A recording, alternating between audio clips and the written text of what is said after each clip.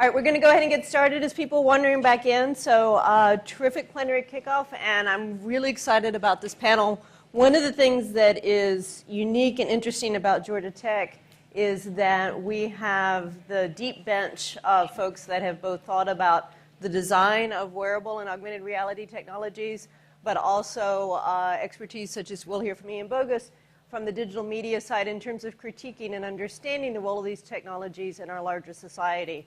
I really can't think of another institution that can bring that conversation to home here.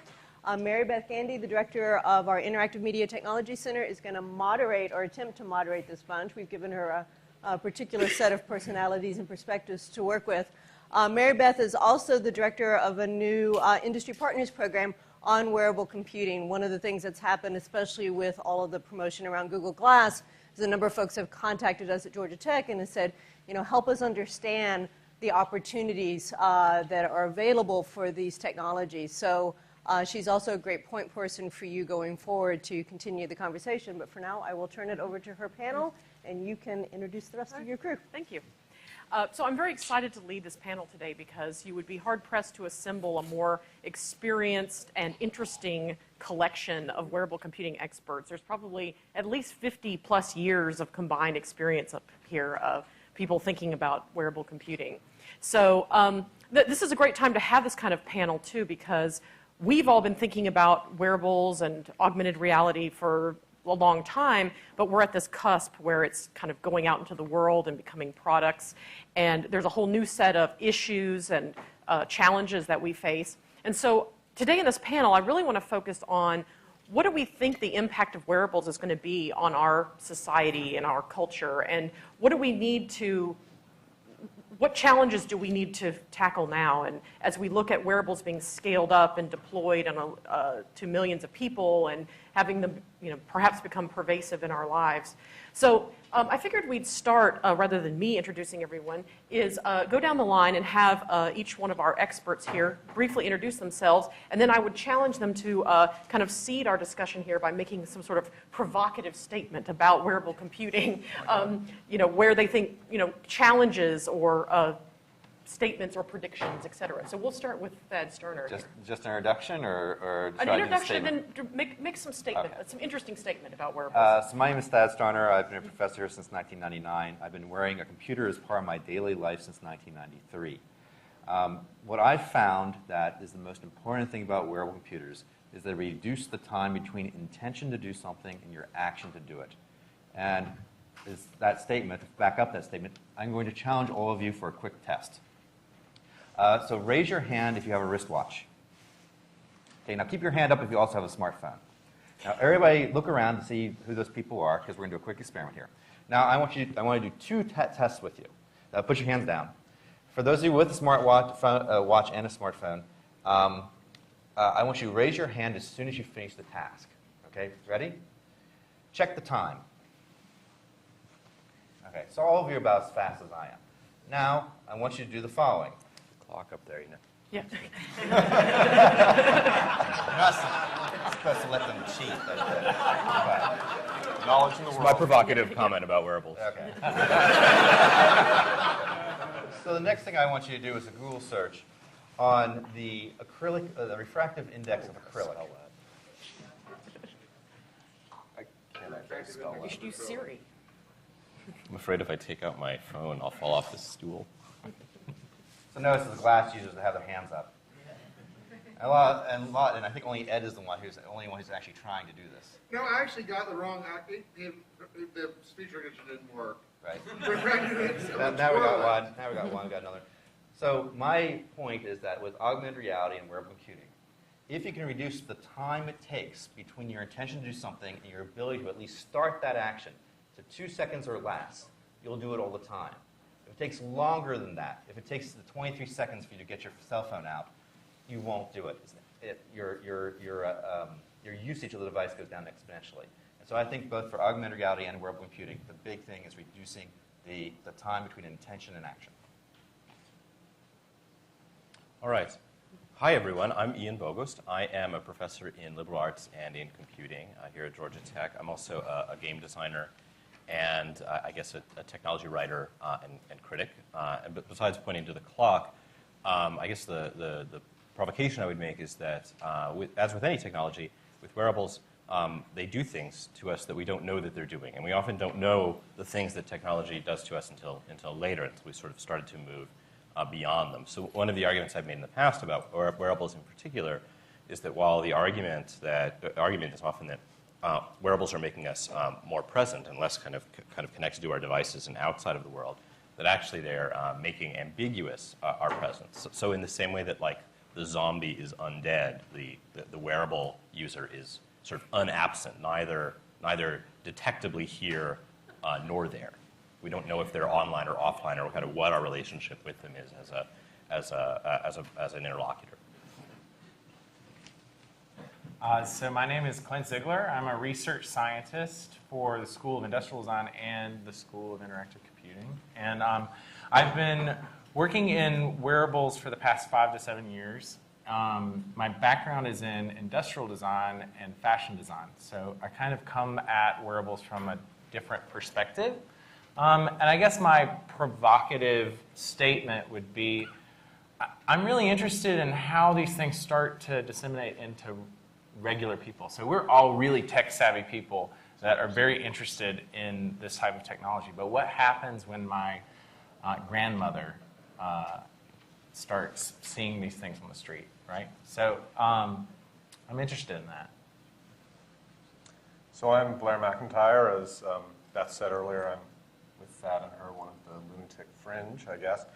So I've been doing augmented reality since about 1991, and I've been here at Tech, a professor, since 1999. Most of my work has been in sort of registered augmented reality, so putting graphics really out in the world so it looks like it's tightly and firmly anchored in the physical world. And over that time, we've done head-mounted display stuff, handheld stuff. The interesting thing about glass and the sort of other advancements in wearables is it's actually caused me to reflect a lot on sort of the trajectory of the augmented reality research world, the values and the things that they're interested in. And also the answer to the question is, when will it come? So a lot of us give these 5-year, 2-year, whatever kinds of announcements. As I think about glass and reflect on how people react to it and the capabilities and so on, I'm both excited because it's the sort of first example of a self-contained device that can do something interesting. But I also have started to believe that true augmented reality, from my point of view, so say things out there integrated with the world, are a lot farther off than I thought they would be. If you reflect on the videos, the images in the video, and compare that to what you would see in, say, live augmented sports on TV, and think about the integration of graphics. For those of you who watch hockey and think back to the Fox Tracks puck versus what you see with the 1st and 10 in the Olympics, we need to get to that level of graphical and information integration before real sort of registered augmented reality that isn't contained in a small display would be possible in the consumer space. And I'm actually starting to doubt whether that will ever be possible. Excellent. Well, that was provocative. Yeah, very good. I'm actually actively looking for a different job right now because clearly I'm wasting my time. My resume is available online. So actually that leads me kind of into my first question nicely, Blair. Thank you. So yeah, both Blair and Thad have been, either wearing computers or thinking about augmented reality for a really long time. So I'll turn it to you, Thad, to maybe comment a little bit on, when you got into this back in '92, what did you think wearable computing would be and why? And then how has that changed over time, especially now as you went to a commercial place and developed it for real? Well, for me, augmented reality was simply being able to overlay your senses. We weren't looking at registered graphics at first. We were just saying, hey, an Emacs screen, a text screen in front of your eyes, that can be very useful. It has the right information, say, when you're on a panel. Right? Matter of fact, one of the tricks I usually do is oftentimes you'll see me with a little one-hand keyboard called a twiddler. I'll be typing away, sending notes back to my grad students on what the panel is saying, and then they're feeding me URLs and one-liners to use while I'm on the panel. To me, having that overlay, that text overlay, was augmented reality. That was augmenting what I was seeing, but it was in the service of what I was doing. I had some other primary tasks. And so we really are looking at making wearable computers, making graphics, making text that could help you in some other primary task. It was a secondary interface. And that went against all these, this is, remember, the early 90s. It went against all the, nice 3D graphics that were coming out, stuff that Blair was doing at Columbia at the time was, very exciting stuff. But yet, it was something that was very, a very focused task you're doing, a repair or maintenance task. And for me, that wasn't everyday life. And we really want something that helped augment your everyday life. So that kind of leads into something that was discussed here in the keynote a minute ago. So how something like glass can affect knowledge. And, I've been interacting with you for years. You're using the Remembrance Agent. You can seem to have this superhuman memory. And Babak made the statement, you don't need to memorize anything anymore because you're going to be wearing this device. It's going to be augmenting your memory all the time. So how do we all feel about this idea? Is this something to fear? What does this mean for schooling? If every kid is augmented with a wearable, do we need to be memorizing things? Should we be relying on the technology like this? I'm going to look at Ian. Ian? Well, I guess the question is, what would be replacing memory? And memorization is really not the right word for this. Certain things we've already stopped memorizing because it's easier to look them up. But this idea of having knowledge, of actually having it, and of being able to muster it and synthesize it, that's the thing that we're talking about outsourcing, presumably to a company like Google. So is that who we want to be in charge of our knowledge services, or not, or what are the kinds of consequences of making some of those decisions? Do we want to kind of privatize the idea of personal knowledge? Are we comfortable with it? And my point is not to say, well, obviously no. It may sound like I'm saying this is a terrible thing, but rather I think the questions we need to ask are what are the consequences? What are the impacts? What sort of social and cultural and political situation do we construct when we either by choice or simply by letting a big company like Google make that choice for us? What are the consequences, and how can we sort of debate whether or not we want to intervene, and then how might we intervene? Can we even intervene, or is it pointless to sort of talk about, well, maybe we'll be concerned about having knowledge come to the internet, but at the end of the day, it's sort of already happened. Mm-hmm. So this is some of the dynamics of the issues, but it does seem that we've already begun this process of giving up or willingly foregoing personal knowledge, possessing knowledge, of having it musterable from within. We've done that with the web even before we've thought about doing it with augmentation. So I'm not sure that maybe it's a ship that's already sailed. Mm-hmm. So Thad, as someone who's been augmented for all this time, and can you just reflect on what it has meant for you in terms of your knowledge? Well, I keep everything personal, right? I find that I have about 40 million characters I've typed over the past 20 years, and I keep all that information local, right? There's a reason why this thing has 16 gigabytes of storage, right? You really want a lot of knowledge on you, and that's not just from the social aspect, just from a practical aspect. I can recall 10,000 bits from Flash, the same power as recalling 1 bit over wireless. And so in some senses, it makes a lot of sense to put a lot of the knowledge on you as part of you. The other thing is access time, this time between intention and action. If you cache it locally, it's more like you can think through it. You can use the device as an extension of your own body, as opposed to... We also assume in that sense that data and knowledge are equivalent, right? That having the data accessible and then having some sort of recall system or some sort of information synthesis, or we can imagine some kind of artificial intelligence system that would make sense of what you ought to know about it at any given moment. But that there is, and this is, again, it's not just wearables. We've been kind of making this move over the past 10, 15 years in which knowledge and information are thought to be the same, right? And someone might say, well, actually, data is just data. It has nothing to do with knowledge. And so an example like looking up, a particular chemical compound or knowing your integrals or your derivatives or something like that is the simplest possible example. The ones that get squirrelier are those that we can't simply frame as kind of lookups. There's this intimate knowledge when you actually already know it, right? You've already studied it a lot. And there's all these papers you've read and all this type of stuff. You can just seeing it again, having the computer pull it up for you, it triggers your natural memory much more so than having a paper you've never seen before. So you can actually swap out, chunks of your memory using the computer as a prosthetic. Yeah.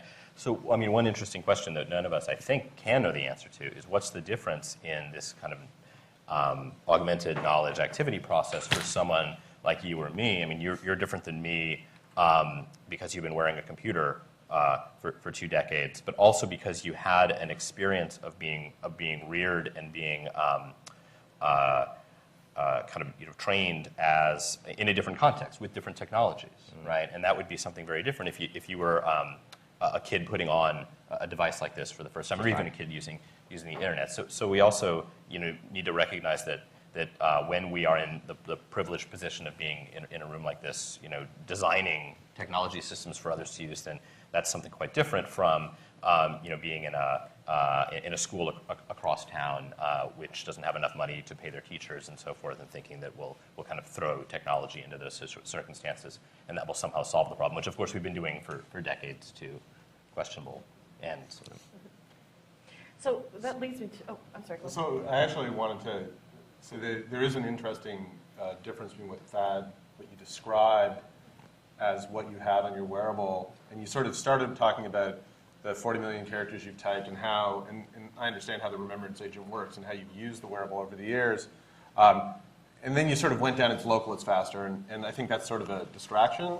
I mean, the difference is that when you use a wearable as a prosthetic, you're actually indexing back into things you've created in the past.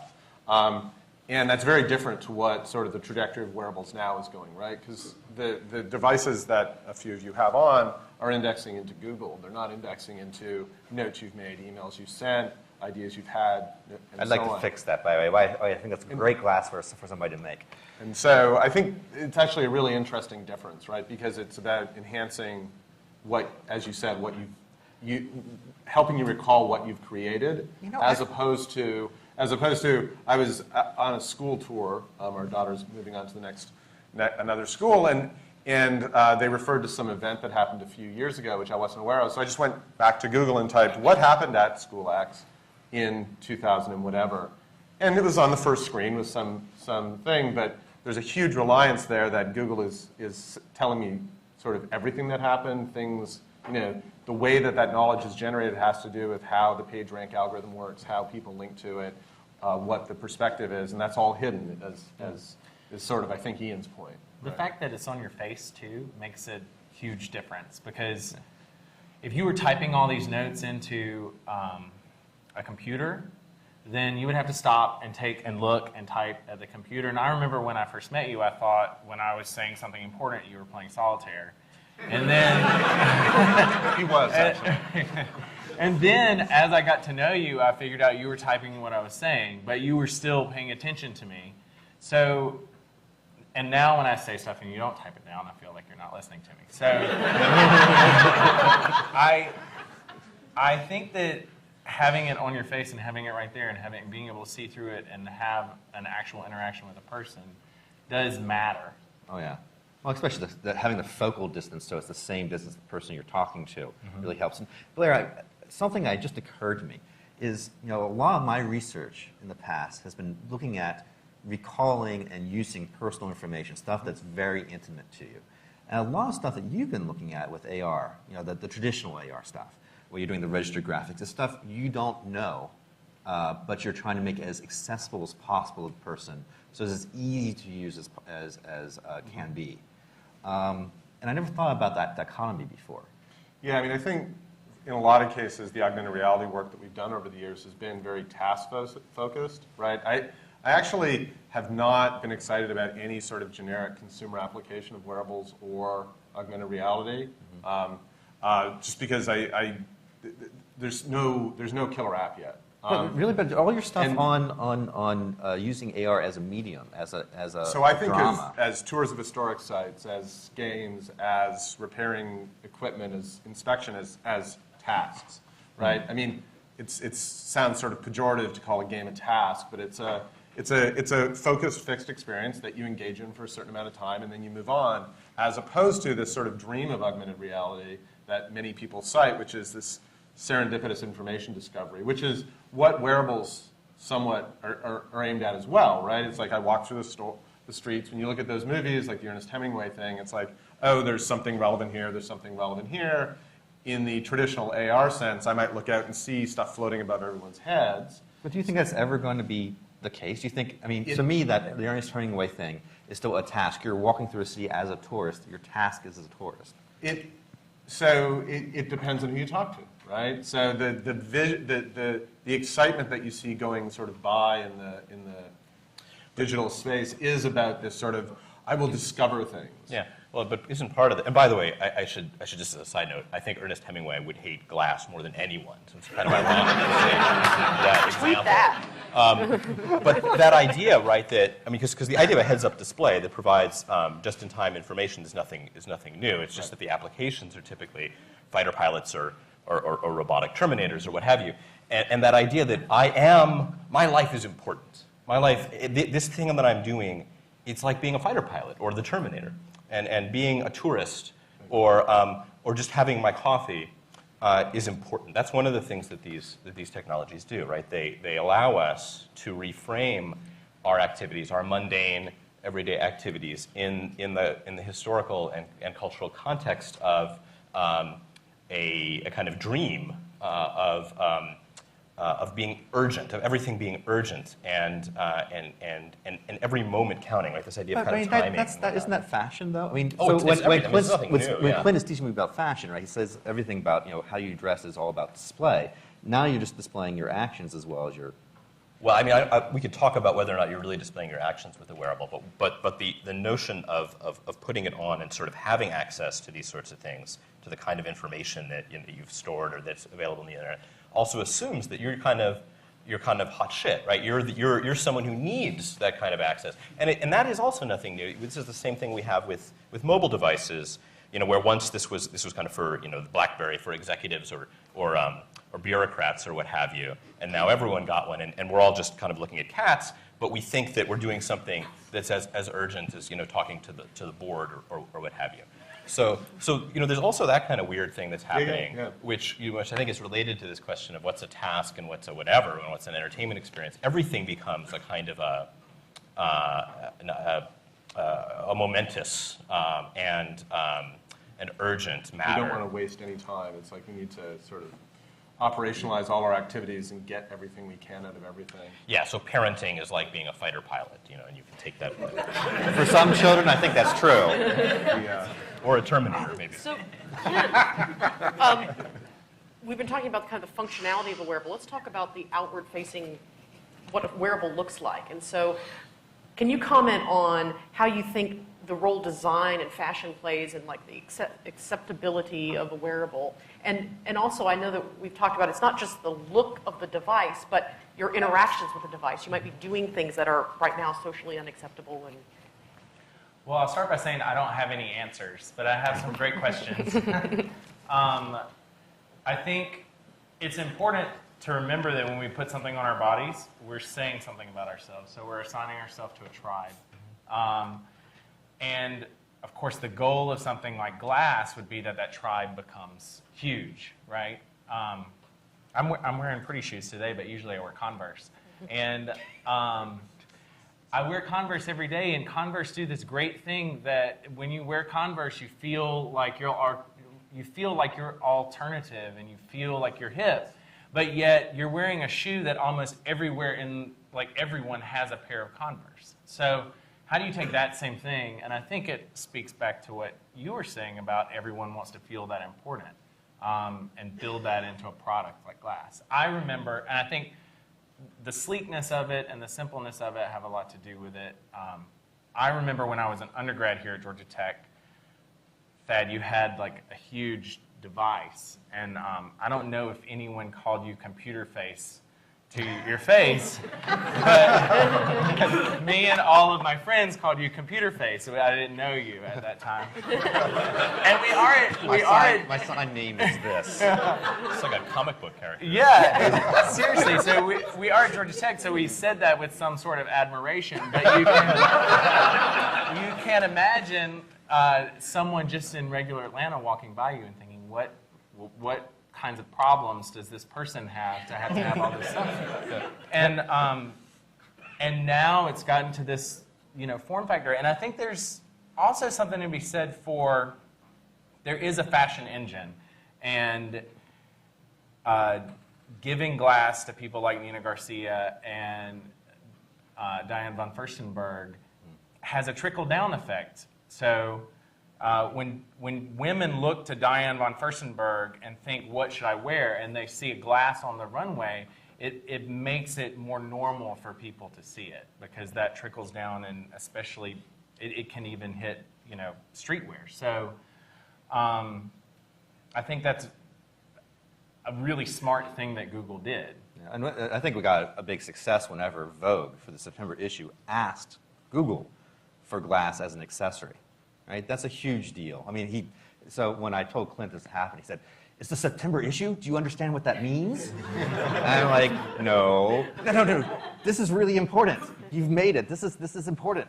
But the thing that I really found out is when we used to teach mobile ubiquitous computing class, I put down my rig, and I explained to people why I'm wearing it. First day, this is a wearable computer. This is why I'm wearing it. Why I'm teaching you. I have my notes here. And I give them kind of an overview of why it's important for me to wear this while I'm teaching them. And I put it down at the end of the class and say, who wants to try it? About 50% of people would raise their hands. Now I take glass and put it down. Say, who wants to try it? 99% raise their hands. And so making something that really was, unless you make something that people want to put on, you've already lost. I think that has been, that point has been lost from almost everybody up to this stage. Nobody's made something that was actually desirable to wear like jewelry on your face, and had ignored that fashion component. And it goes beyond just the way it looks to the way that you interact with it. It doesn't take a complicated learning curve to be able to interact with it, and then there's certain social cues that are built into the device that I think were pretty well thought out. Thank you.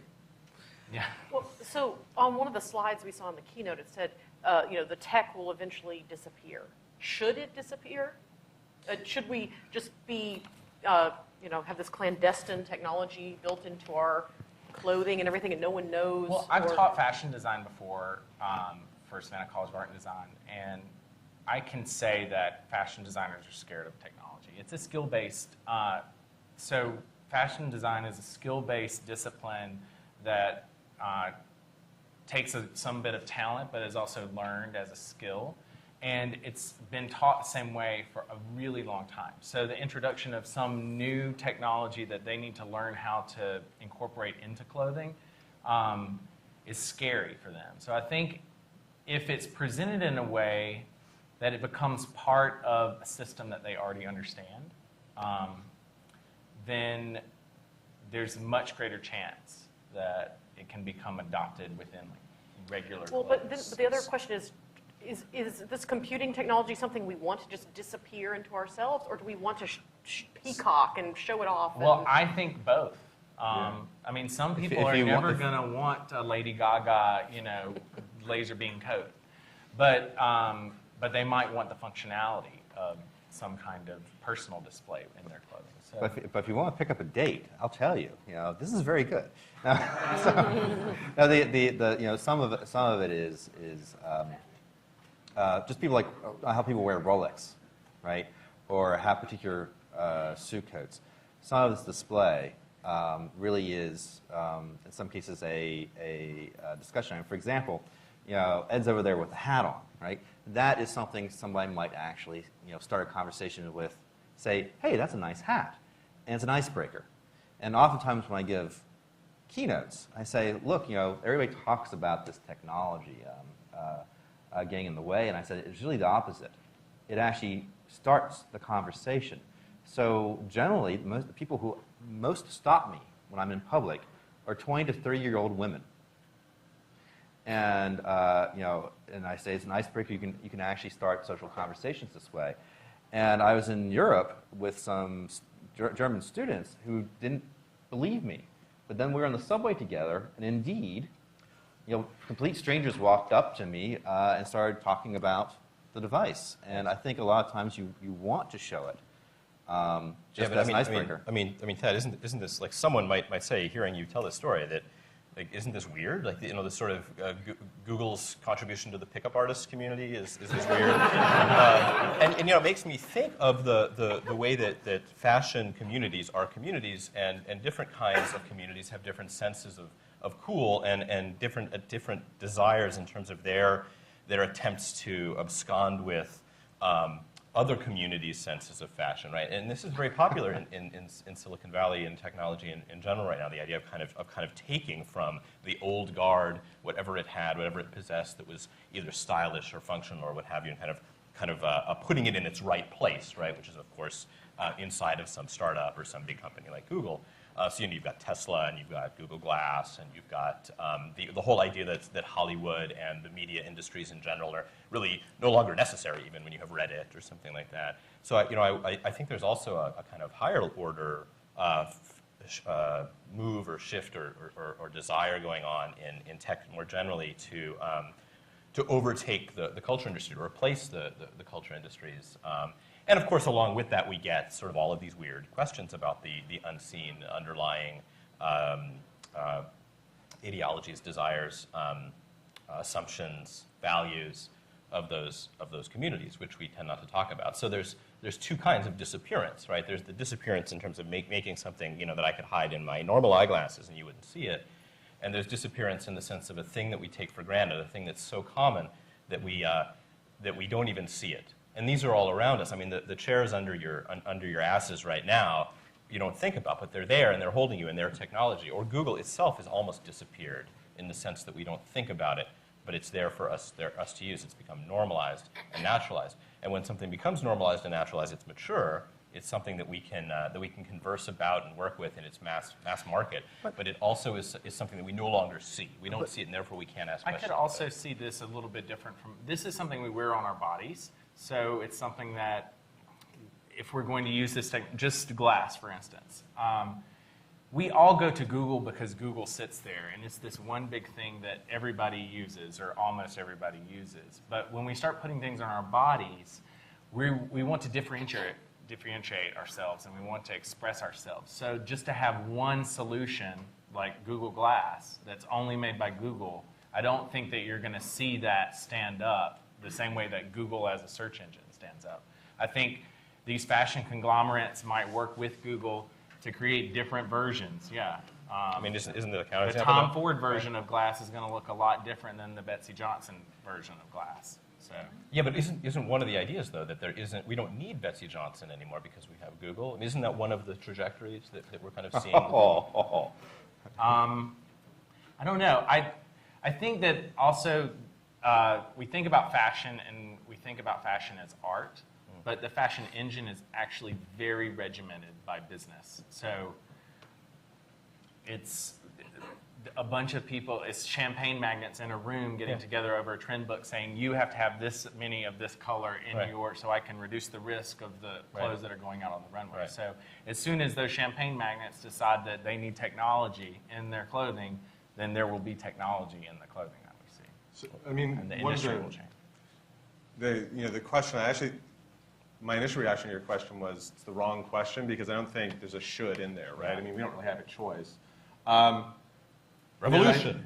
I mean, your anecdotes about people approaching you and caring about glass and the students and so on say more to me about the novelty of the device and the sort of gestalt, right? It's like nobody cared about your wearable before in the class, or 50% of them didn't, because it was a cobbled together piece of something, right? I mean, it was this collection of stuff, right? I mean, it was very functional, but it was a thing. It was yours. Now it's like, I've heard of glass. Yes, of course I want to try it on. Yeah.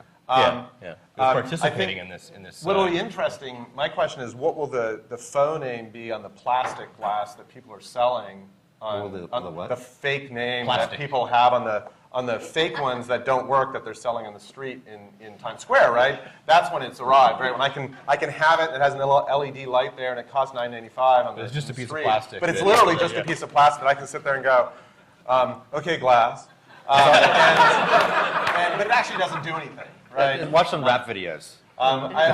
You can, so I kind of feel like it's going to disappear, right? It's Yeah, but the thing, the interaction, I think what Mary Beth was getting to is that, there's one thing for the technology to disappear, but the use of technology in social communication is important. Right now, we've specifically looked at how you making use of glass be a social interaction. And so when I say to my student, oh, I don't know the answer, let me look that up, I'm literally looking up into the display. Yeah. When I take a picture, it's okay, glass, take a picture, or this, right? And for example, there was a question earlier about taking video. So let's actually do something here. Okay, glass, take a video.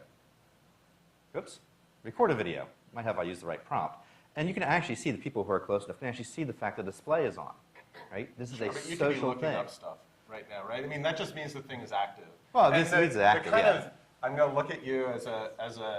I really didn't like Babak's response because it's like the idea that when I'm looking at you is my signal that I'm taking a picture of you. Okay, great. So you're taking a picture of me right now. Yeah. Right? And that's why people are uncomfortable, right? Because it's a completely overloaded social thing. And Well, the idea that I can go, okay, glass, record a video. And then I can turn around and talk to you and wander. I mean, we've all seen, I assume, all these videos of people wandering through the fairs, looking at people, blah, blah, blah, and they're just recording a video. So I think the current design and the explanation for it is a bit of a red herring. It's just, it doesn't hold water. That said, I think the device has plenty of potential in vertical market style apps.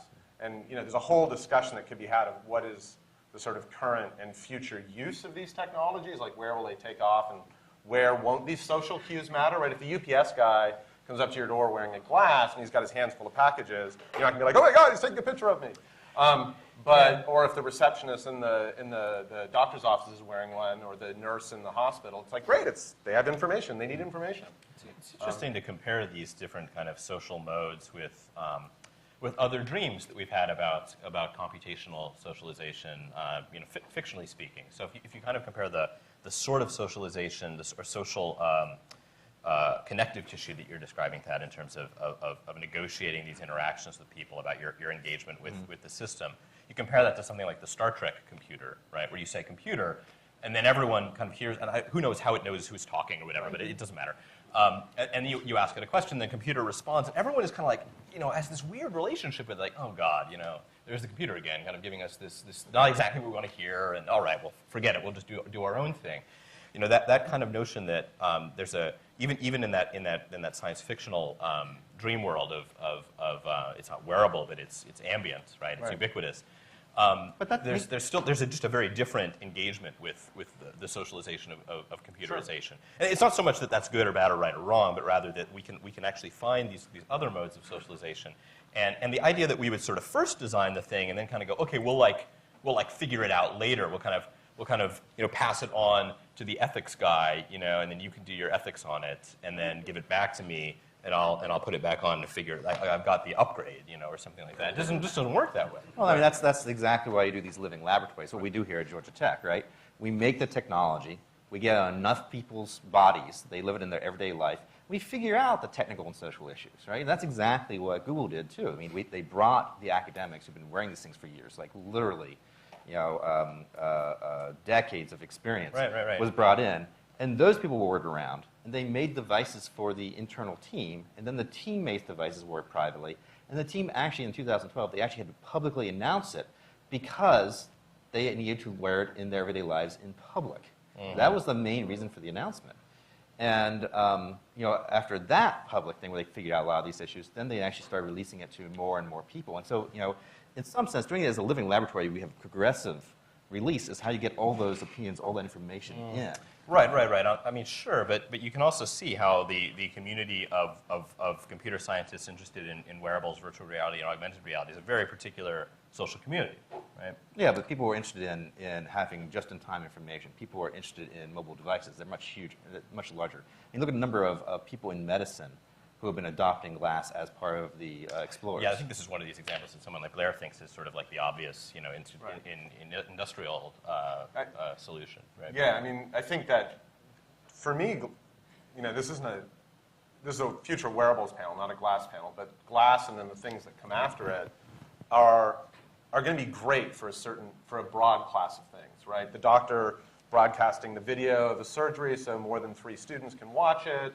All those things are not just nice anecdotes. They're actually like real, like useful things, right? And I think with something like with wearables in general, heads-up displays in general, the task focusing, anytime that you're engaged in a job or in an activity where your hands are otherwise busy but you need information, it's an awesome device, right? And you know, I would say the same thing about augmented reality. You know, it's only useful if there's a benefit for the information to actually be in the world, right? The kinds of examples that are in glass videos and that you give are fine, right? It's like I don't need the quote by Ernest Hemingway to be gracefully blended onto the side of the Arc de Triomphe, right? Having it heads up so I can actually read it and see the video is much better. I think that's one of the false bill of goods that the AR community has been selling the public. This idea that you're going to have this full field of view thing and information is going to pop up there. Turns out that's really irritating. If it's done poorly, right? So that's why I use the sports example. So if you talk to the guys at Sport Vision about the Fox Tracks box, if you watch the occasional sporting event and see the 1st and 10 line or watch the Olympics, you're very used to this integration of video. And they're very niche. But if you go back to, if you not watch hockey, and since we're in Atlanta, you probably don't, go back on the web and look up the Fox Tracks puck, and it was horrific because it wasn't blended, right? And and that's why I say it's like, you know, it's not clear to me when it's going to be possible to put information into the world where that information is not contained in a well-defined space. But you already done it, right? So anything having to do with QR codes, fiducials, you say, hey, here's something where I can get more information. You can trigger a little micro interaction. This is the one. This is the challenge for the audience, right? Instead of having this AR thing that's on all the time, can we make AR micro interactions where you know there's more information somehow on this stuff? You do something like, you know, this, right? And it gives you kind of the augmented vision of that. Then you go back to what you were doing. I think that's a more compelling vision. It depends on the use case, but yeah. I mean, that sort of task-focused thing is kind of the only reasonable near future, right? We're agreeing. As opposed to long. We do occasionally. Really? Yes. Okay. Remember, we talked before coming to Georgia Tech. Oh, yeah, that's right. Yeah. Okay. So in this conversation, people were kind of touching on a avenue I wanted to explore, which was this speech interaction as a main way of interacting with glass. And it's often viewed as kind of the science fiction future of how we should interact with computers. The Star Trek vision is, we just talk to the computer and it does stuff. And so there's a lot of implications there that come with a speech interface of how we're interacting with the device and also what it means socially. You know, when you say, okay, glass, you know, take a video, now I know what's going on. So anyway, let's just talk a little bit about what is the speech interface really the future of how we should interact with these things? And what does it mean I'm going to pick on his example first. The computer, you know, the Star Trek computer, blah, blah, blah, blah. It is socially interruptive, right? And everybody has to stop and do it. It would be much better if the computer had enough intelligence in it that could actually augment the conversation without replacing the conversation. We've done a few things on this, like, you know, Ian, can we meet sometime next week? Is a key phrase from my computer to pull up my calendar on my screen, right? Then as Ian and I are negotiating, I said, okay, I'll meet you on Thursday at 3, right? And then the calendar updates, right? Ian, Thursday at 3. We call this dual purpose speech because I'm both informing you and the computer, and it doesn't get in the way of the conversation. The conversation is actually as fast as it would be, minus the interaction of actually trying to deal with all this on a smartphone and trying to, you know. Right, but of course, and you know, it's a little bit subtle here, but the idea that it doesn't get in the way of the conversation is both right and wrong. Because on the one hand, those are things that you might naturally say to me. On the other hand, there are things that you are coding into your patterns of speech because you know that your computer can understand them. Right? But if we think kind of more generally about this idea of speaking at machines, there are some examples that we can like kind of think about how we think about people who are talking to machines. And you've got like the executive with the Bluetooth knob talking to no one in particular, right? And the only difference between the madman and the executive is the suit, really. It's at some point it's a signal that says I'm not insane, and you kind of look and you can do a double take, and you can see the technology to some extent. And then you think, oh, it's not a crazy person, just an asshole, right? But and this is a terrible example. It's not an example that has to do with wearables necessarily, but it's an example that gives us a sort of trace from the past, from the reasonably recent past, from the past nonetheless, of our reactions to seeing and hearing people speak in public to no one in particular, or speak to themselves, right? So I think, again, going back to is it the right question, I always come back in my view to the sort of consumer versus task, right? And so if the UPS guy is carrying it up and I see he's got a wearable and he's using sort of structured coded speech, I'm like, cool, the person so anybody who's doing a job and this is part of their job, speech may be a very good way to do stuff, especially if your hands are full. I actually like the OK Glass thing for the reasons that Thad and Babak gave, which is it's a social signal, right? So if I say OK Glass, take a picture, anytime I hear OK Glass, I understand that someone's about to say something. You say OK Glass, and then Ernest Hemingway punches you in the face. Yes. It's the same as Kirk to Bridge, right? Right, but that also kind of, it sort of militarizes or formalizes those sorts of interactions Sure. in that same way. Computer does the same thing, right, in the Star Trek universe. Yeah. So, as we were talking here, I started thinking to myself, everybody here on the stage teaches classes. So, as we think about what wearables could mean for our society and all that, would you let a student wear a computer while they're taking a test? Or I don't let students. I actually told my students in both my all of my classes this semester that they can't. I actually made it a general point that you can't, if you want to record lectures. So the tests are one thing. The lecture side, if you want to record a lecture, well, forget even the you can talk. Well, there's this argument that it's like if I record the lecture, if I'm taking notes with this thing, then clearly I should be allowed to have it. Depends on the test. Well, yeah. So my point isn't even so much about recording and sharing. It's more like the augmentation. So Thad, you've been augmenting yourself, and you used your wearable in your dissertation defense, right? Yeah. So would you allow your student to do that? Well, yes, because what you want to do is. We're seeing the technology reveal itself here. Exactly. While he's swapping, for me, when I say depends on the test, it's like if it's a rote memory test, if it's calc, whatever, or organic chemistry where they're supposed to be learning and memorizing, then it kind of seems like a bad idea, right? On the other hand, I've taken many classes where they're open book, where you can have your one sheet of micro notes that you can do. So it depends on the test and what you're testing. So the argument that when I was doing my qualifying exams with the wearable computer and the Remembrance Agent running, for those of you who don't know about the Remembrance Agent, as I type things in, it automatically looks at all these notes I've taken over the years, all the papers I've read, all the emails, and pulls up one-line summaries at the bottom of the screen that are relevant to what I'm typing. At least that's the hope.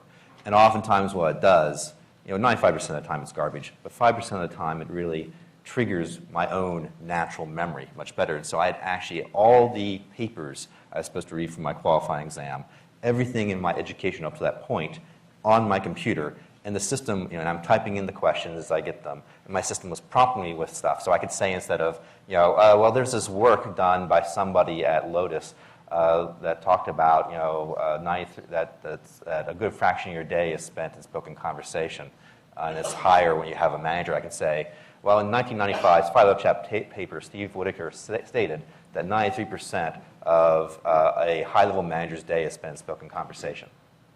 That's the difference, right? It's having an opinion, having details. And so I went through my qualifying exam this way.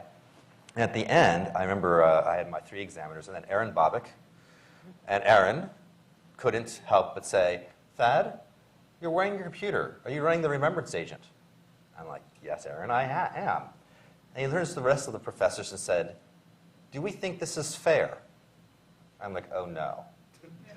So what happened was another 30-minute argument where they finally said, yes, it's fair because I wear it all the time. It's part of me. It's how you'd actually test me in the real world. That was the distinction. And so my PhD, my actual document, almost said, the faculty of MIT present to Thad Starner and his wearable computer. Blah, blah, blah, blah. I almost wish they would have done it. It would be First funny. computer with a PhD. Yeah. I mean, so the question comes back to: would you allow a cell phone? Would you allow a laptop? Right, and typically the answer is no. And Well, I mean, the way to think about this is that these technologies change one another and our relationships to them, and so the notion of a test is altered by the calculator, by the laptop computer, by the mobile phone, by the wearable computer. So it's not so much like should you, because when you ask should you be able to use a piece of any technology in an exam, you're making a set of assumptions that you're not vocalizing, right? Like this is what an exam is, for example. Whereas in fact what happens is the notion of knowledge, of examination, of what you're testing, of the idea of testing, of validation, of all these things, they get called into question. And we've done a kind of fairly poor job of admitting those issues for the last not just 3 years or 5 years, but like 50 years in education. And we could say maybe we ought to get around to thinking about the way that we demonstrate synthesis and knowledge. And certainly, if you imagine that every exam were like a qualifying exam, where it's you having a conversation with a small group, then that is obviously a very different circumstance than you've got 100 or 500 students and you need to quickly assess them. Or you've got 10,000 students and you need to come up with some way of assessing them remotely. So all this stuff is interconnected, but we do have to realize that our idea of what is an exam for? It's for demonstrating something. It's for validating and providing evidence of synthetic knowledge. So our idea of synthetic knowledge is different now. And what does that mean? And how do we respond to it? And we kind of haven't gotten around to really digging deeply into that question. is it time for us to do questions now, do we think? I was told about 20 minutes before the end we were supposed to do a Q&A. Yeah, so let's do a Q&A now.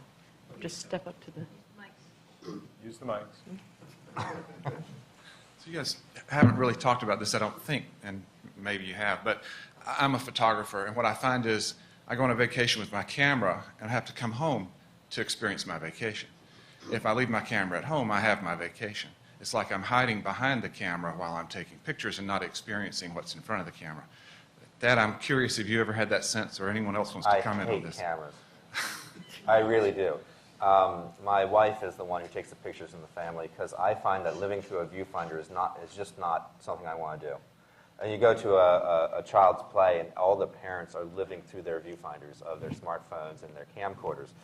And that's one of the reasons why I designed glass the way we did, is you trigger it, it basically has a wide field of view. It basically sees what you see. You trigger it and you forget about it, right? Now granted, it's not supposed to, it doesn't record very long, right? There's reasons for that. But the idea that we're getting you out from behind your viewfinder so you can actually live your life is important detail. And to tell you the truth, I've taken more pictures that I can share with my family in the past year than I've had in my entire life, right? And I'm a technology-savvy person, right? And I've been wearing this technology for a long time. The fact that glass has got this so that I take pictures, right? We were in Kings Canyon out in California. And I'm sitting out looking at this really beautiful pond in the with redwoods around it. And suddenly there's a disturbance in the water. I see something coming up, and I just hold down the camera button quick and start the video. And I think it was going to be some muskrat or something. Some black bear comes out of the water at me. And I'm like, ugh, right? I mean, it's right there. And so I tell Glass to keep recording, right? I want this, right? And of course the bear doesn't care. And so I am now backing slowly away from the bear and get this wonderful video, where I'm living the moment because I don't want to be eaten, right?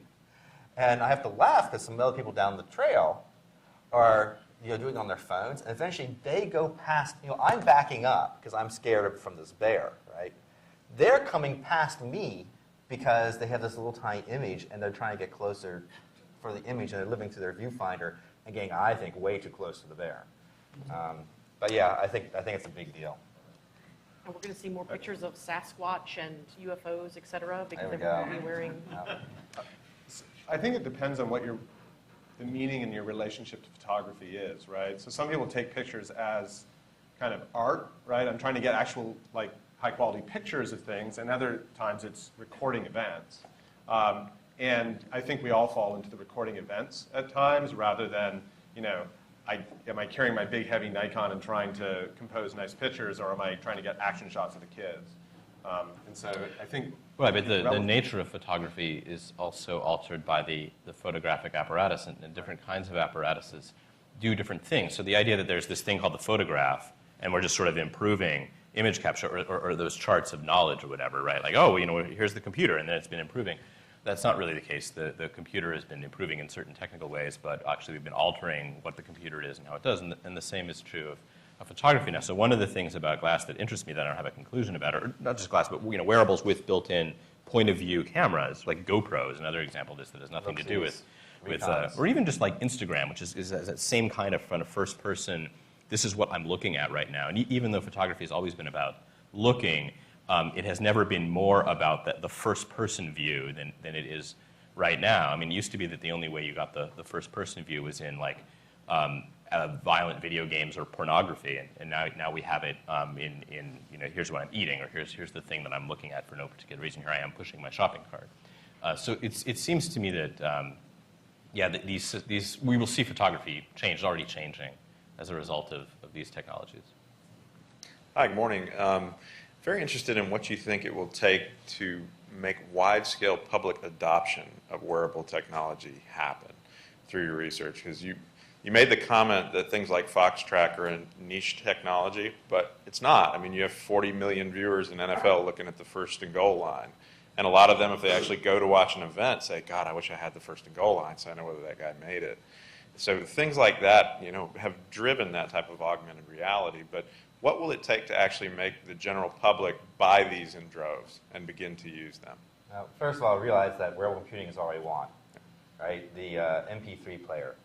We realized that was going to be the first thing that's out there. And that's the design. For me, wearable computing is just an on-body computer that provides you a surface while you're doing some other primary tasks. The MP3 players with the open-ear system, so you can actually hear the world around you while you have your music, your theme songs to your life. I thought that was the first one that would happen, and it did. A lot of the navigation stuff we see on smartphones, a lot of that is, you know, stuff that's designed to do as you're walking down the street. So to me, wearable computing, Bluetooth headsets, a lot of these medical devices, you know, continuous glucose monitors, insulin pumps, all this stuff is out there in millions and millions and millions.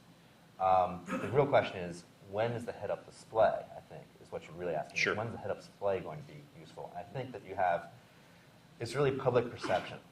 When will people realize, or when will there actually be a case where there's a sufficient benefit to wearing the device in their daily lives? What I found is that unless there's immediate benefit to having the device on you, you will forget it. Right? So you have to make a device that's immediately useful to people. And, you know, the question is this sufficient? We'll find out. Just wondering if any of you knew, you know, is it going to take a killer app? Is it going to take something in sales? What would it take? You know, back when a group of us were involved in the Aware Home research project here, and it started, and we used to have this discussion about instrumentation in homes over and over. What's a killer app going to be? And Gregory Abad at one point commented that it's not a killer app, it's a killer existence, right? It's that collection of small things that taken together will make it worth having, right? So there's not going to be a killer app for glass. I mean, there might be, like, who can predict them? But it's not clear to me. I mean, my view is that I actually don't see a collection of things that somebody who doesn't have a specific goal at the time would wear. Now, I have a nice Nikon camera sitting at my table at home. I'm not carrying it with me all the time. I do use it at times. I could see at the right price point that, yeah, I might buy this thing before I go on my 2-week European vacation because it's got, like, the best heads-up tourism information apps, and it becomes a device that I have that I don't wear all the time. So I think that actually will probably happen before we see everybody in the audience, everybody in the street wearing these things. Wow. And then it's a question of cost-benefit, right? I mean, smartphones are really expensive. People spend $1,000 on an iPad now if they buy, like, the maxed-out one. They're not everybody in this audience who has an iPad is not using it right now. So I think there's this interesting question of are wearables successful only if everybody's willing to wear them all the time?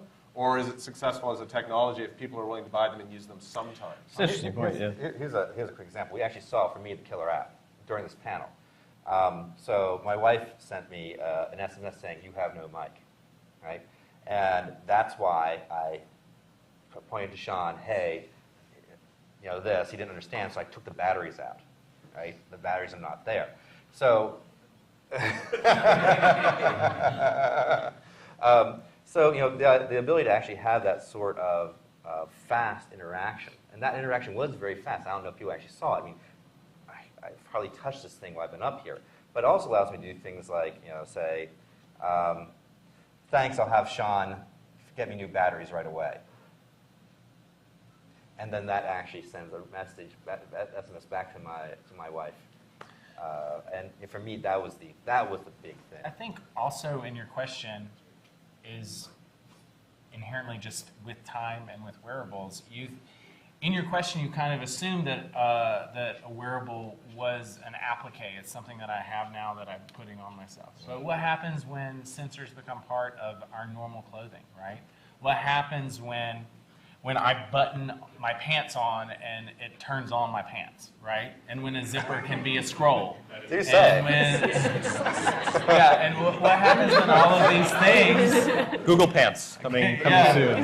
No, but what happens when all these things are inherently in our clothing anyway? And then what kind of applications can come from that? So it kind of goes both ways. Once this becomes ubiquitous, or if it becomes ubiquitous and everybody's wearing it, then it doesn't seem like something that, oh, I have to get one of those and put them on, like a smartphone. Yeah, I mean, what I'm imagining when you're talking is it's like glass is not actually going to be picked up by people because of the reasons that excite that. It's basically going to be debugging your clothes, right? You're going to be having all of these devices that are invisible in your house, in your office, and the only way you can tell if they're working is if you have a heads-up display. Debugging your clothes. That sounds unpleasant. Yeah. Actually, kind of a follow-up on that. Would you feel that there's a lot of hype built up around glass currently? Mm-hmm. Do you think meeting that expectation is going to help move wearables or not? Or is there going to be, I mean, The big thing is, to me, you don't really understand how the technology is going to affect you and how you're going to use it until you've had about a month's worth of experience with it. We've seen this with cell phones. If you go look at Lilia Palin's paper on how people adapted to smartphones, people bought the cell phone for 911 access. And what they ended up doing was SMSing to their family, right? And you can see this change in perception of what they thought their need was to what they actually used it to in about a month. And so I think the glass is going to get enough people out there with them that we're going to start building the right expectations of what these things can do. But the hype is also part of the function. Maybe currently it's the primary function. Right? I mean, I'm not being cynical about that. No, it's true. That's why I asked it. Yeah. So why do you think that? Why do I think? I mean, you have a device that's very expensive that very few people have that you can only get if you have the right access and you pay the right price, but that is being kind of presented in a way as entertainment for the rest of us, right? So we can see people using glass, or we can see people talking about it. And so for all of Silicon Valley's hatred of the entertainment business of Hollywood, they're kind of trying also to do that same sort of like activity. people wearing it at the Academy Awards, and you're kind of getting their experience. You get this association with fashion too. You get this connection to a kind of a mainstream that you don't have access to from Mountain View. Yeah. No, there's non-functional knockoffs. Yeah. No one's done a knockoff of a Nexus. There's knockoff iPhones and iPads all over the place. I mean, it's... When I saw the first rap video with a fake glass in it, all I can think of is that's a really bad fake. The knockoff Nexus would be like this big, right? Hey, so I was really interested in Clint's story about interacting with that and how you were kind of offended and had to change your perspective on when he was talking to you with the wearable computing on.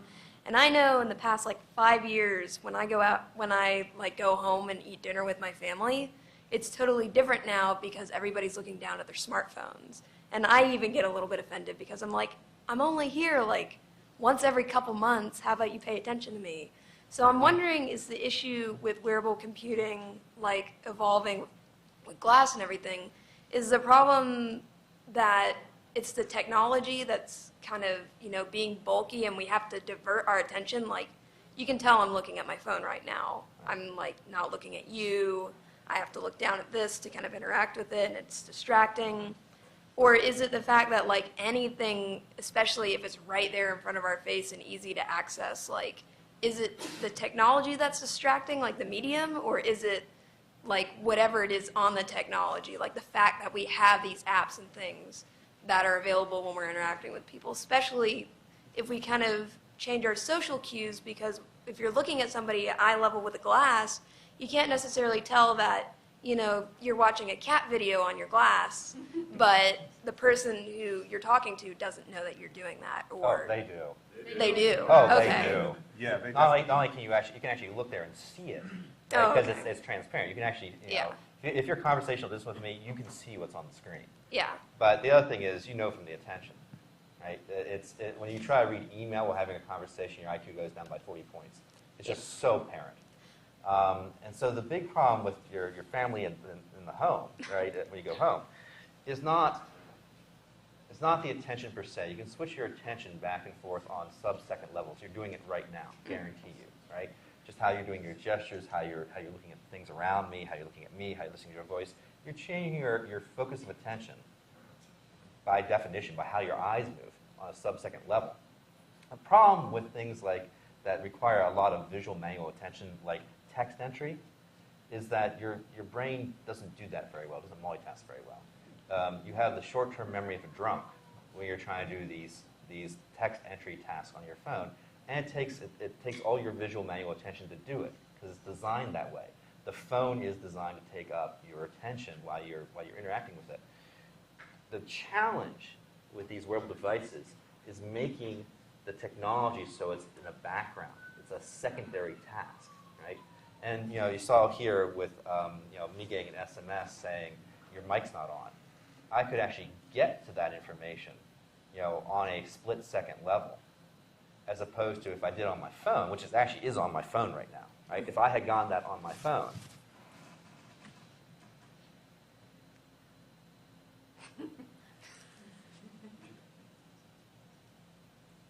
it takes that long.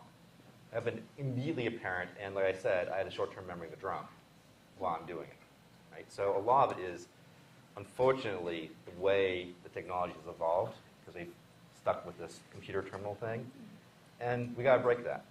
We got to figure out how to make technology that keeps you in the flow of your conversation, keeps you in the flow of what you're doing. Yeah. Thanks. Mhm. So our notions of privacy have constantly been framed, no pun intended, through the technology of cameras. Right? The availability, the cheap availability of cameras, the reach of cameras, recently the pervasiveness of cameras by monitoring within cities, for example. Can you speak to, as a panel, I would think this is vigilante glass, right? This notion that cameras are now pervasive with legs walking throughout our society.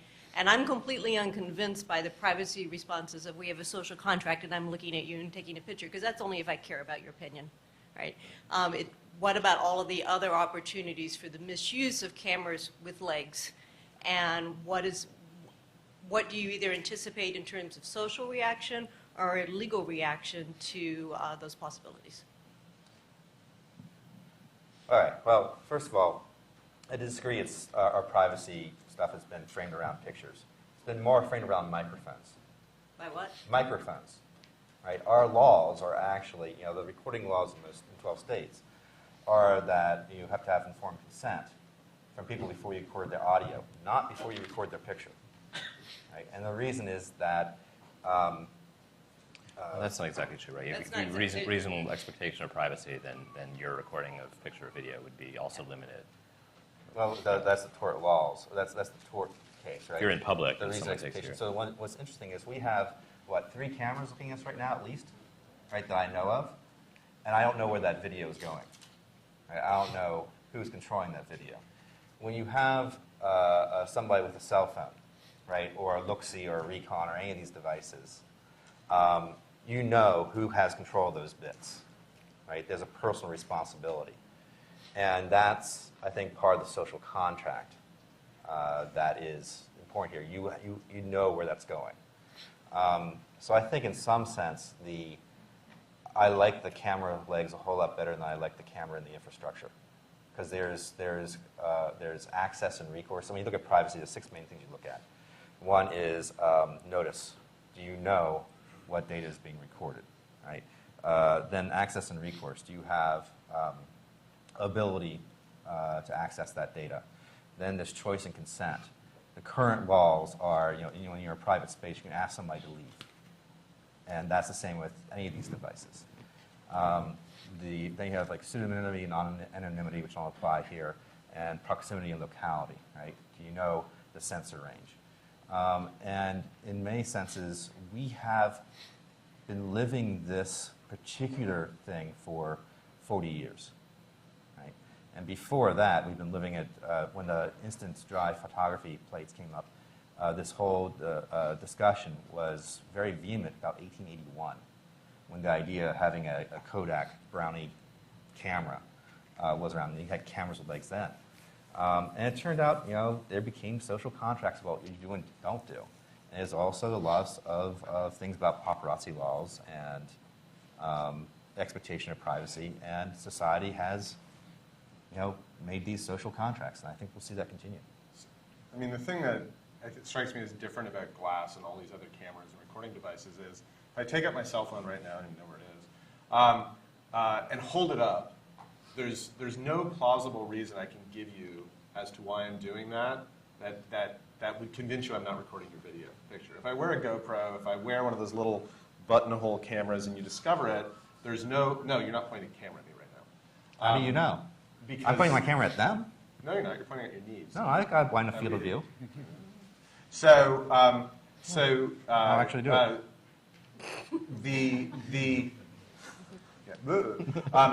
When you look at me with glass, I because of a social, because I know you, I'm not really particularly worried about whether you're recording me, right? Mm-hmm. But when someone is walking through a crowd or looking up here or doing something, there is I can be recording video and oh no, I'm just like looking at stock quotes. And while it may be unlikely that people do that, it is reasonable for people to be uncomfortable with this, right? Because they have no understanding of what you're doing and what people could be doing. And I actually think that that'll get worse before it gets better as glass starts to go around and as people and so yeah, maybe there'll be social contract, maybe there'll be laws. There's already bars that have little no glass hole signs. And stuff like that. So it is interesting, though, how in the context of institutional or governmental surveillance, we reframe the acquisition of images as this kind of big brother fascism, but then within the private corporate technology sector, it's suddenly freedom, right? Oh, look at all these things that we can do, and it's up to us to figure out how to use them properly. And what is exactly the difference between that sort of facilitated capture? And I also have no idea where the data is going in a device like that either, right? Oh. The cloud is hardly a sufficient answer, as the last year has revealed. So, in my mind, these questions about privacy, and I'm hardly an expert on privacy, we individuate them too much. We think that we're talking about individual technologies, but actually it's sort of these whole these swells of technocratic tidal waves. That we ought to be asking questions about. Why is it that we don't trust the government, but we do trust the private sector, or do we? And now we're sort of not sure. And now in the last day, we've seen like Google and Facebook talking about how unfair it is that the NSA is spying on them. It's up to them to sort of spy on people and hold that information securely, and who could trust the government to do so. So that kind of dynamic, that sort of cultural, social, governmental dynamic between citizens, corporations, and governments. I think that's where kind of like the meat of the problem is. It's not really a wearables question. And yet you also have the thing where you have citizen journalists, right? The pepper spraying at UC San Diego, or no, UC Davis. Davis, right? one of the things that we've seen is having people access to camera phones has really held governments and authorities accountable in many cases. So there's all this technology can be used for good or ill. And at the same time, I mean, whether or not UC Davis was really held accountable is sort of a very debatable question. So the outcomes, the final outcomes of those scenarios are often very different than the idea that we're outraged or that we can see information, we can see things that are happening. If we follow them to their actual conclusions, sometimes they look quite a bit different. In that example, the university settled with the students, had to pay out a bunch of money. They fired the policeman, and he recently received something like $40,000 in workers' comp benefits from all of the trauma that we inflicted upon him collectively by virtue of him having been caught on tape pepper spraying students at close range. Well, I expect there's also now new training things about how to interact with a protest. I have no idea, but I'm sort of just troubling. I've personally been roughed up by a local cop when I was exercising my civil rights, and he just did not understand he was doing the wrong thing. And having that documentation of, look, I'm not out for a lawsuit here. I want you to understand that this is a better way of doing these interactions, right? That sort of things can be very powerful. On a lighter note, I think there's a whole bunch of people who would say the opposite thing. Why aren't you recording me right now?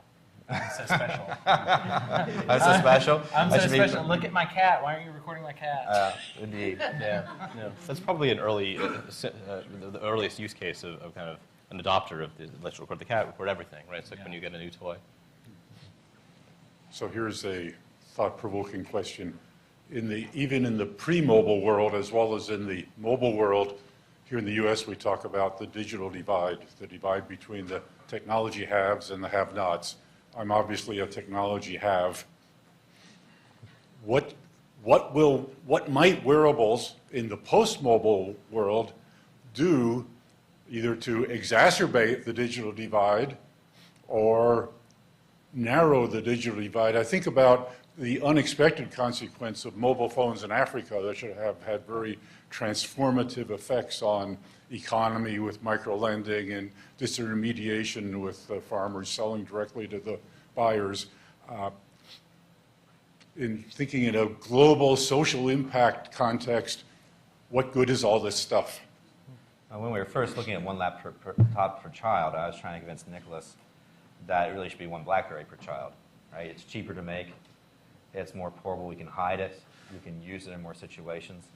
And the faculty here are picking on me because I said that my goal was to raise the IQ of the planet, right? And my goal in doing that was make a device that you could have with you all the time that actually helped you remember the lessons you learned in life, kind of like the snow crash, a young girl's illustrated primer, right?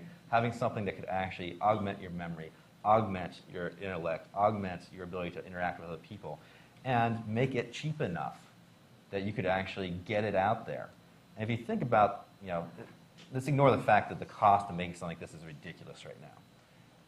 The fundamental components of it are very cheap, right? There's not much here.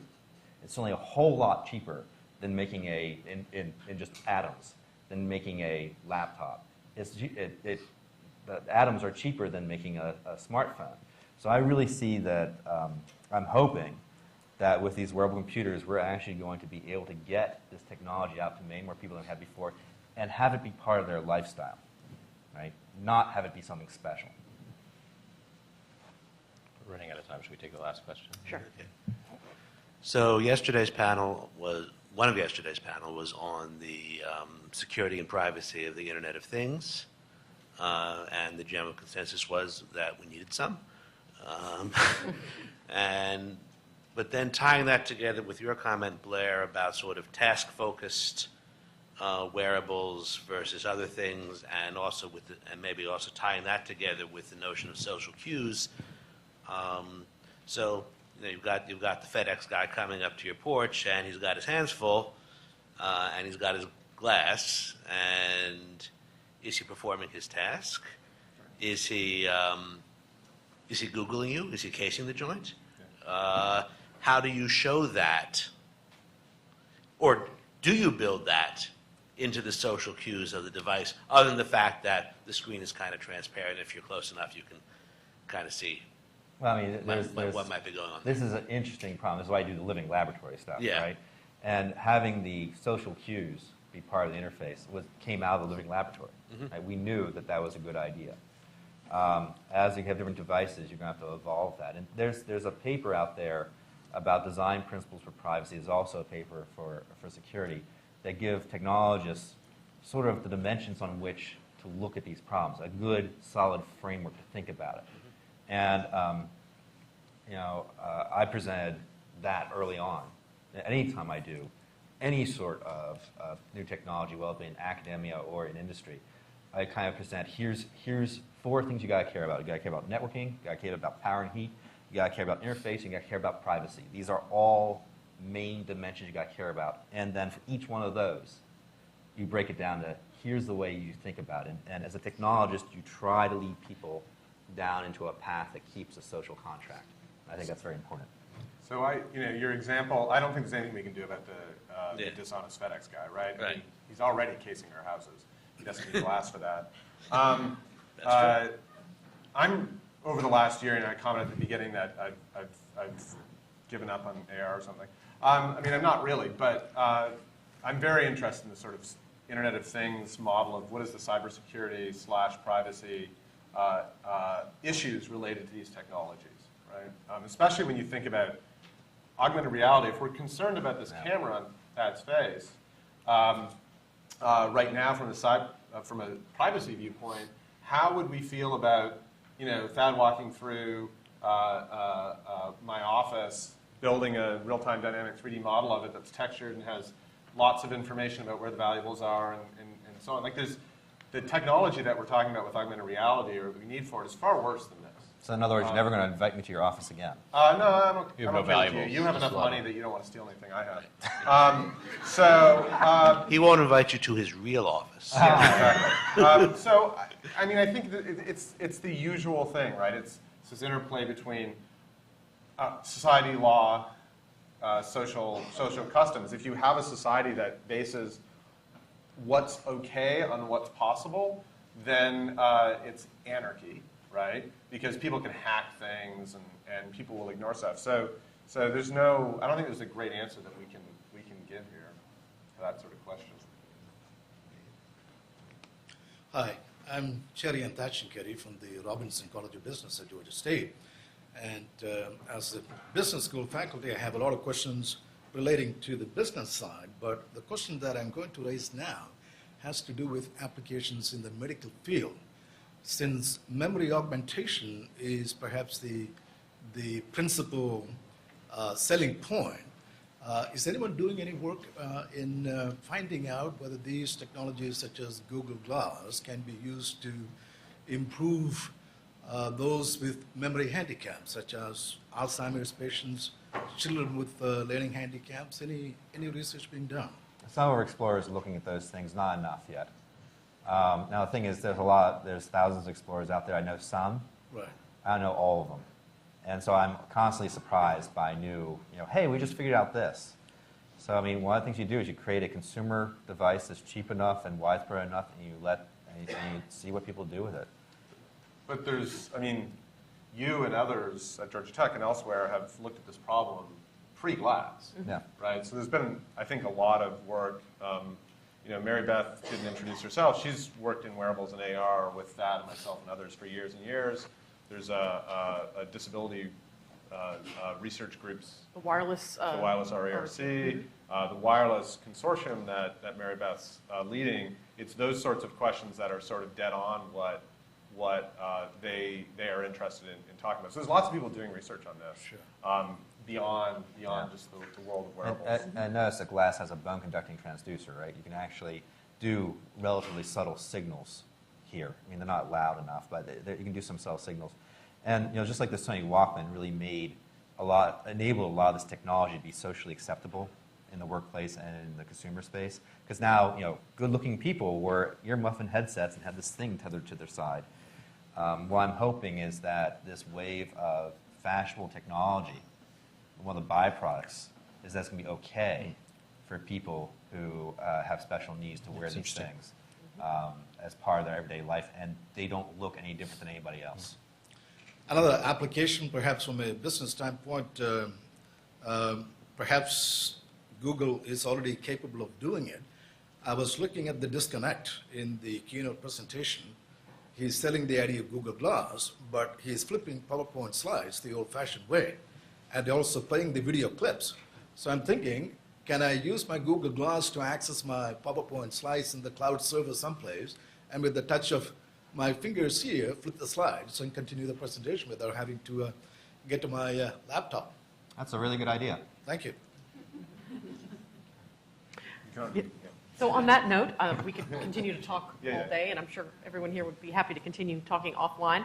But now we're going to a break. All right.